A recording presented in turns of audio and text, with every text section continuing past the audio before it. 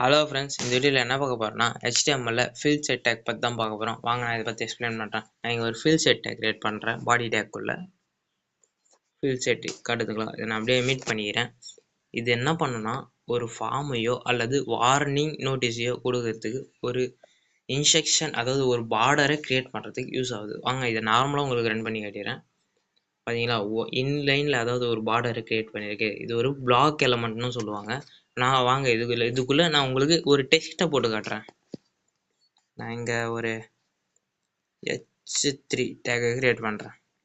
h3 take create பண்ணி அதுக்குள்ளே HTML பேசிக் டேக்ஸ்ன்னு போடுறேன். ஒரு டெக்ஸ்ட்டை பார்த்தீங்களா, அந்த டெக்ஸ்ட்டுக்கு ஏற்ற மாதிரி அந்த பார்டரும் சேஞ்ச் ஆகுது. இதுதான் ஃப்ரெண்ட்ஸ் ஃபில் செட் டேக்கோட எக்ஸ்பிளனேஷன் வீடியோ. இது மாதிரி இன்னும் நிறைய இன்ஃபர்மேஷனை தெரிஞ்சுக்கணும்னா மறக்காமல் என்னுடைய சேனலை சப்ஸ்கிரைப் பண்ணுறேங்க. அடுத்த வீடியோவில் பார்க்கலாம்.